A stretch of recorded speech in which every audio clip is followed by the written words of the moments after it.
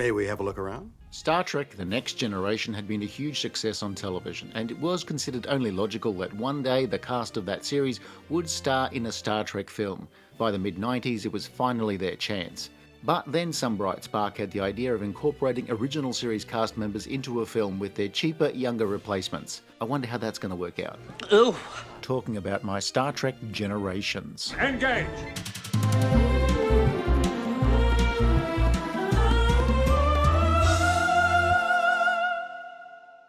You're an officer on board this ship, and I require you to perform your duty. That is an order, Commander.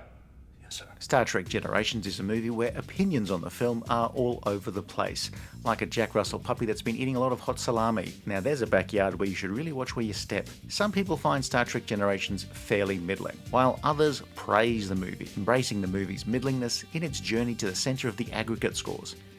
Good for you. What a triumph for the human spirit. James T. Kirk. The original series crew had signed off at the end of 1991's Star Trek VI: The Undiscovered Country, an almost perfect send-off. The idea of one day making a film with the cast of Star Trek The Next Generation wasn't a terrible idea, but it was a terrible idea while the series was doing so well. But Paramount announced it was cancelling Star Trek The Next Generation after 7 seasons, so that A, they wouldn't have to pay escalating cast salaries and make the television series uneconomic, B, they could make feature films with a next-gen cast, and C, the studio wanted a new Star Trek series exclusively for the new television network they were starting up. For Star Trek's executive producer, Rick Berman, the chance to produce a feature film with the cast of a super successful television series seemed like a great idea. But while you're at it, Rick, release it in theatres 6 months after the show's final episodes were broadcast. For a universe about people who don't use money, so many decisions in the Star Trek universe ultimately come down to greed. They don't use money in the 24th century, but we sure as shit do in the 20th and the 21st. I'll explain later. The film's plot would be saddled with a laundry list of must-have elements. Use the Next Generation characters in a way that doesn't feel too cloying for viewers of the series, but at the same time introduce them to people who'd never seen an episode of Star Trek. Give them all something meaningful to do, apart from Dr. Crusher. Also, make it exciting and cool. Find a way to bridge the story of two crews who've existed 75 years apart, and especially make it so that Captain Kirk can interact with Jean-Luc Picard in a satisfying way. And then everybody had notes. The producers had notes, the studio had notes. There were notes from the cast of The Next Generation, notes from the cast of the original series, which of course meant notes from William Shatner. Somewhere along the line, the idea was to kill off Captain Kirk, preferably in a satisfying way, just so long as William Shatner stops calling the office. I do not understand. Several writers worked on storylines, but the one that got the nod was from TNG writers Brannon Braga and Ronald D. Moore. They would work on the movie script in secret for about a year while also working on various television episodes. And then after they'd finished, they would also then crank out Next Generation's highly regarded finale, All Good Things, in less time than it takes me to say Honorificabilitudinitatibus. And yes, it's quite ironic that the script for All Good Things was written so quickly, while the script for this took the long way around. While their script managed to check most of the things off the list, including the exclusion of Dr. Crusher, getting some of the original series cast members on board was trickier. So in the end, the film would feature William Shatner in a reasonably major role, with brief appearances by some of his original series castmates. Ideally, it would have been Bones and Spock. I mean, how could you make a Trek film with Captain Kirk and not pop a Spock on it? But Walter Koenig and James Doohan appear instead, ostensibly because they were the ones who said yes, which is why Scotty seems to take over as science officer and Chekhov leads a medical team. It is most unusual. The central problem is that the two crews are separated by over 70 years, so having said they didn't want to have a time travel story, Berman, Braga and Moore's film has a thing called the Nexus, which allows them to travel in time without calling it that. It's like making toast in an air fryer. I believe I am overwhelmed with feelings of remorse and regret. Great care had to be taken with the script to ensure that the cameos by Koenig and Doohan each had more lines than Dr. Beverly Crusher, which isn't a stretch. The studio had originally suggested Leonard Nimoy as the preferred director, but when he read the script, he rendered an honest verdict, where he basically demanded a complete page 1 rewrite of the script. When that wasn't forthcoming, that was the end of Nimoy's involvement. There would be no popping of Spocks on this film. In the end, regular series director David Carson was selected to direct a movie that would turn out to be his feature film debut.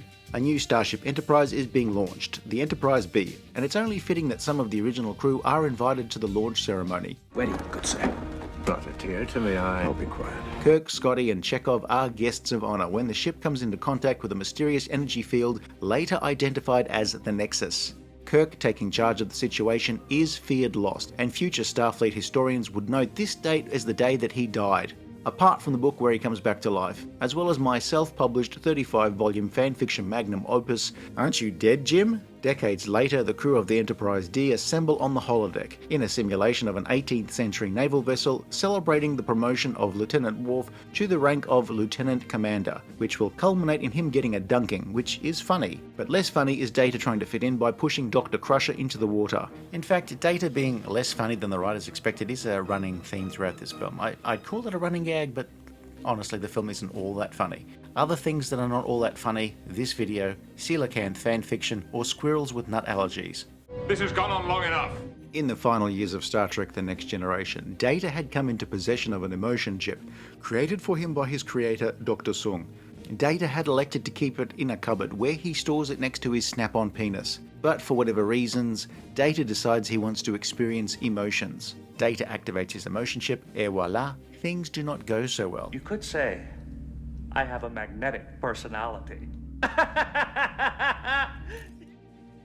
First he starts cracking jokes, then he's overcome by crippling fear. It's at this point that Picard and the crew become aware of the Nexus, so named because one of the movie's writers was once parked in between a Nissan and a Lexus. It will destroy any vessel that gets too close. And meanwhile, there appears to be a shady happenings are transpiring, possibly involving Romulans and a new made-up thing called trilithium. In investigating the Nexus, the Enterprise crew notice its trajectory will come into contact with inhabited worlds, which will have the effect of destroying them. So, maybe hold off on booking that summer vacation on Viridian 3. And they also find a man called Soren. He is determined to get back to the Nexus and is willing to destroy millions of lives in order to do so. Soren is in league with two Klingon sisters, Lursa and Bator, and decides to torture Geordi for some reason. I simply do not have the ability to control these emotions. Data, experiencing emotions such as fear for the first time, becomes about as useful as a paper umbrella in a monsoon and spends most of the time amusing the audience with some hilarious comic relief. Very funny. Meanwhile, Captain Picard is mulling over a family tragedy. Do some of these events seem somewhat random? Well, every character, except Dr. Crusher of course, needed to be serviced in order to get the cast on board. So this is something you'll notice a lot with the Next Generation films, particularly in relation to the characters of Data and Picard. There are sometimes some weird plot tangents, so the actors can indulge in actory things. Of course, this totally doesn't extend to the female cast members, as there are barely any impactful scenes with either Troy or Crusher. In fact, Dr. Crusher has about 6 lines of dialogue in the entire film. Data and Picard, using an early version of Cerebro known as Google Maps, determine that Soren is trying to alter the course of the Nexus by destroying a star. I have an appointment with eternity, and I don't want to be late. Soren plans to fire a missile that will cause, quote, shit to get real, and Picard fails to stop the final countdown, which will result in the destruction of the Enterprise and her captain being swept up in the Nexus. So at this point we learn what the Nexus is. It's a place where you can live forever in your wishes, and explains why Soren is so desperate to get back there since he was in the middle of a D&D campaign. We also learn that the inside of Captain Picard's mind is a dark and scary place. His idea of his ideal family is a bunch of children and a wife out of a Charles Dickens novel. The world of workhouse slums and horrific child mortality are Picard's idea of heaven. Also, Picard is meant to be French, not English, so the kids should more accurately look like they come from Parisian slums, not London slums. Helpfully, Guinan is also in the Nexus to explain what the hell the Nexus is. An all-powerful MacGuffin that makes you deliriously happy, makes you never want to leave, but if you do happen to want to leave, you can go absolutely anywhere. But then Guinan then palms off Picard to another Nexus dweller. I'm Captain Jean-Luc Picard of the Starship Enterprise. Picard finally meets the long-dead James T. Kirk that he's been hearing so much about. You have a duty. I don't need to be lectured by you. I was out saving the galaxy when your grandfather was in diapers. After a little bit of argy-bargy, convinces the former captain of the Enterprise to team up with him so that the two can take on Soren just before he fires off his missile. Sounds like fun. The Nexus had magically deposited Kirk and Picard inside Soren's force field before he fires the missile, but with no on-screen explanation for what happened to the original Picard. All this because Picard needed somebody to do a thing here while he stops the thing over there at the same time. They do prevail, but Kirk is killed. The survivors of the Enterprise Sources section take stock. Data finds his cat, Spot, and is overcome by either emotion or jaundice. He's happy that he can finally pop a spot on it. The Enterprise herself cannot be salvaged. The crew will live on to fight again on a new ship, because as he said, there's absolutely no way that this ship could possibly be salvaged and put together in a usable form at all. No way, it's just not possible. It will never happen. Mark my oh fuck. Data, we don't have time for this. I cannot help myself. For a very long time, there was a running joke about Star Trek's odd-numbered films being terrible compared to the even-numbered films. While this curse was eventually broken, Generations, the 7th in the series, would not be the film to do it. It's not deathly serious or grim, but it's also not a particularly fun film. Some of the cast seem just a little bit more invested in their individual big screen moments than appearing as one cohesive crew. There's not an awful lot of teamwork for a lot of the film. Much like the Star Drive section of the Enterprise, very little of anything in this film lands. The long-awaited team-up between Kirk and Picard is okay at best, the same way a slice of cheese on bread is technically breakfast but nowhere near as satisfying as pancakes and maple syrup. The film writes out James T. Kirk from Trek Legend and also disposes of the beloved TV Enterprise D to make way for a new ship in a future film. If you're a long-time Star Trek fan and you can actually visualize in your mind's eye what the Enterprise E looks like, leave a comment. Star Trek The Next Generation turned Star Trek into an ensemble piece, but now with the Next Generation movies, it's a Picard film. Here, with Kirk as a sidekick, Data is given a dreadful B story and the rest of the Enterprise crew are relegated to Dr. Crusher status and given busy work, except for Dr. Crusher of course. But there are new uniforms. Here we see a gradual changeover for the Enterprise crew, transitioning to Deep Space Nine style uniforms. They're DS9 uniforms for two reasons. One, the first attempt at redesigning the crew uniforms didn't go down too well, and secondly, they literally had a bunch of DS9 uniforms hanging about. It does seem weird to have people wearing the old uniform in one scene and then switching to a new uniform in the next, in the middle of an emergency. And not everybody changes at the same time. Troy and Crusher don't rate new uniforms, and most ironic of all, Worf doesn't get a DS9 uniform here. Since this is a PG-13 rated movie, they're now able to use gentle swear words, which is a change from the series that had to use more TV-friendly vulgarities. Oh shit. However, this is YouTube, and I can say the word shit with impunity. Also its derivatives, shit sandwich, shit list, and shit's complicated. Can I say nice things about Generations? Well, shit's complicated. It's not amateurish fanfiction like Star Trek V, and it's certainly not the worst movie that this crew will appear in. But the line between this and a good Star Trek film is marked by a solid, impenetrable granite wall. It's watchable at best and only if you're in the mood for something Star Trek-y, but you don't want to waste a good Star Trek movie. I take it the odds are against us and the situation is grim. You could say that. William Shatner is Kirkier than he was in Undiscovered Country. Kirk has to be cajoled into leaving the Nexus, like somebody being told to stop playing Apex Legends for half an hour so they can have dinner. It's always good to see Shatner doing his thing. However, he's not in much of the film, and there's very little reason for him to be there at all. Kirk dies at the end, not because Shatner pushed for it, but because it gave his character something to do. This time I'm gonna walk up these stairs, march into that bedroom, and tell Antonia I want to marry her. Kirk's almost fiancée in this was some random woman, rather than somebody we'd already met, like Edith Keeler, or Miramani, or Carol Marcus. Mainly because in a film about two Enterprises, Picard's loss, Data's emotion chip, Worf's promotion, the Klingon sisters, and Captain Kirk coming back from the dead and then dying again, the producers didn't want this to be all fan servicey. Afterwards, I began to realize it didn't really matter. During development, Shatner was concerned that Kirk's story arc didn't have enough weight. I guess the bridge that crushed Kirk weighed enough. However, Patrick Stewart is the undisputed star of the film.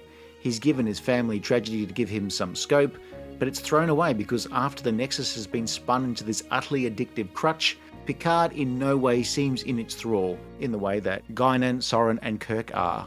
You precious little life forms, where are you? Data's subplot, that of him adjusting to the emotion chip, is something that is used to try and inject some humour into this film. I hate this. It is revolting. More? Please. And to give Brent Spiner something to sink his teeth into. I mean, he takes a big bite, but a bite of what? I know. I just got it. and this film moves the Next Generation movies into the Picard and Data show. In subsequent films, the gap between the amount of scenes showcasing either Patrick Stewart or Brent Spiner and those featuring everybody else would eventually become a yawning chasm. Oh, yes. Here, Geordi and Worf haven't been sidelined as much as Troy and Crusher, who are two characters in mortal danger of having fewer lines than Tim Russ. Malcolm McDowell's always watchable, despite being given a number of cheesy one-liners that movie writers of the 90s thought every character had to drop so they could pop it in the trailer. Trek films always had this thing that there was a perception that they needed a strong villain. The studio would look at a script and say, "Who's the Khan?" Sometimes they found themselves a decent villain, sometimes they didn't, and at other times they just flat out didn't bother. You've come to dissuade me from my horrific plan. Good luck. Soren is a character who's written as not being a villain, but just driven. Yet when he speaks, he sure sounds like a villain. Eliminate them. Which is very similar to my office nemesis Alex Smelly, except he is a right villain when it comes to nicking office stationery and office furniture. Doors, door frames, windows. Mr. Tricorder. Other minor factoids: Sulu's daughter is the helmsman of the Enterprise B. Alan Ruck is the most ineffectual Starfleet captain since the time a chimpanzee was accidentally named captain of the USS Banana. On the bridge of the Enterprise B is James Cameron favourite Jeanette Goldstein, whose character in Aliens was the initial inspiration for the character of Tasha Yar in Next Generation. There's also Tim Russ appearing in a small role just a few months before making his debut as Tuvok in Voyager. The stunt performer doubling for Gates McFadden, I'm pretty sure, is Patricia Tallman, who, when she wasn't doing stunt work on Star Trek, was a regular on Babylon 5. Whoopi Goldberg, who was a semi-regular on the Next Generation series, makes an appearance as Guinan, who is now identified as an El-Orian, the same race as Soren. Some people call us a race of listeners. We listen. Which means an El-Orian Christmas dinner must be a fairly quiet affair, unless of course somebody brings an alien guest. Humor! I love it! The movie's overall staging is meant to feel epic, but it doesn't really feel that much more cinematic than the big two-parters on television. It has to be said, it feels like a wasted opportunity, with a foot on each bridge, assuming it's not going to collapse. Even the meeting of the two captains is a damp squib. We're left with a story that feels like it could have been a TV episode. There's very little that makes you think, wow, this is a movie. The piss filter lighting on the Enterprise makes an attempt to make this not look like the TV show, and of course the crash landing of the saucer section looks impressive enough. Less impressive is the wholesale reuse of the bird of prey explosion from Star Trek VI. I mean, it's a very nice explosion, but come on. By 1994, computer graphics had started making inroads into visual effects for movies. Star Trek Generations has a limited amount of CG and a lot of practical effects, including the Enterprise saucer section crash. The difference between a TV episode and a feature film is usually time and money. There's more time to shoot, and there's more money available. But very little of that advantage shows up on the screen. There's the big new set of stellar cartography, apparently a massive set, but is also partly done as a virtual set for pretty much the same effect. The first cut of the movie was tested and audiences weren't pleased, particularly with Kirk's death, where he was originally shot by Soren. Reshoots had Kirk being heroically crushed to death by a collapsing bridge. Then the film was released and audiences still weren't pleased. What are you going to do? Apparently make 3 sequels. It's part of the truth of our existence. It's not unreasonable to think that this film was made by people who didn't know Star Trek. And it's absolutely not the case. Most of the cast, bar Malcolm McDowell, had been with Trek for years. The writers and producer, the director, the people behind the scenes, most of whom had worked on Trek for a long time. They knew Trek. Meanwhile, Wrath of Khan, for many the best film in the franchise, was produced, written and directed by people who had no idea about Star Trek. So, I don't know. History records that you died saving the Enterprise B from an energy ribbon. In 2024, 765874 Unification was a short film to show off some VFX tech of one company. In it, a de-aged Kirk gets a chance to say goodbye to Spock, which was sure important for some and seen as excessive fan service by others.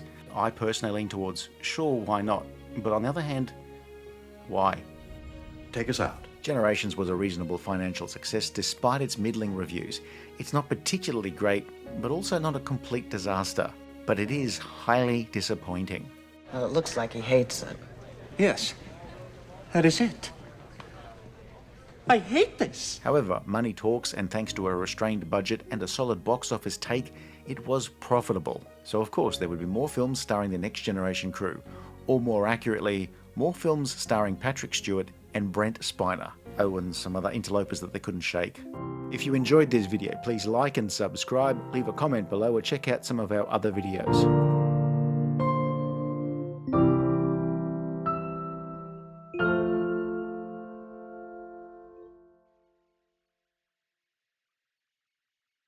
Honorificabilitudinitatibus.